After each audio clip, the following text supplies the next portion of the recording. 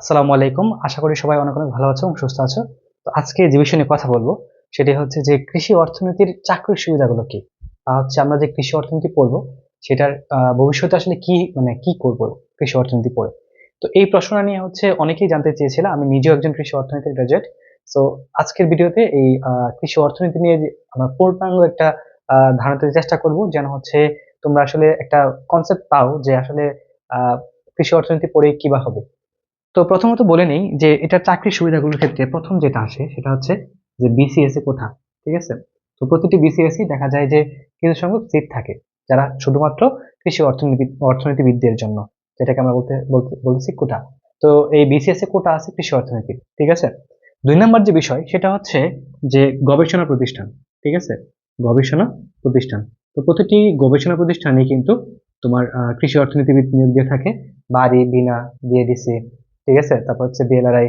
So এরকম ভাবে যতগুলো গবেষণা প্রতিষ্ঠান আছে সবগুলো গবেষণা প্রতিষ্ঠানে কিন্তু কৃষি অর্থনীতিবিদদের জন্য সিট রয়েছে, অর্থাৎ এই জায়গাগুলোতে কৃষি অর্থনীতিটা চাকরি করতে পারে।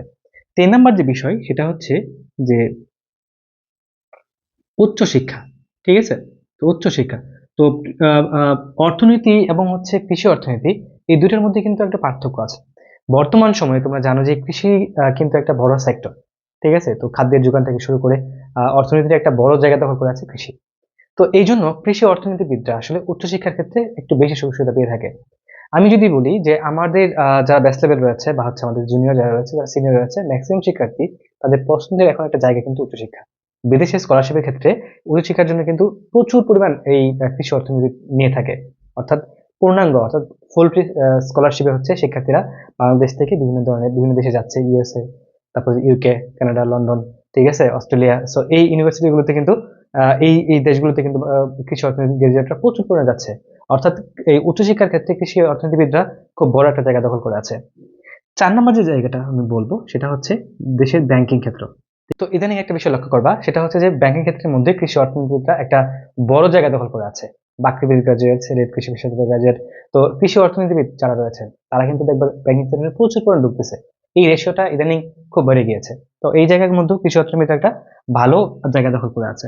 তারপর যদি বলি যে অন্যান্য যে সুযোগ সুবিধা রয়েছে, ঠিক আছে, অন্যান্য চাকরির ক্ষেত্রে যদি বলি, যে অন্যান্য চাকরির ক্ষেত্রে যদি বলে, অর্থাৎ যে সকল ক্ষেত্রে একজন সাধারণ গ্রাজুয়েট অ্যাপ্লিকেশন করতে পারে, সবগুলো ক্ষেত্রে কিন্তু কৃষি অর্থনীতিতে মানে অ্যাপ্লিকেশন করতে পারে। তবে এইগুলো হচ্ছে স্পেশালাইজড জায়গা, যে বিসিএস, গবেষণা প্রতিষ্ঠান, উচ্চশিক্ষা, ব্যাংকিং, এই জায়গাগুলোতে কিন্তু একটা বৃহৎ অংশ রয়েছে কৃষি অর্থনীতির যারা রয়েছেন।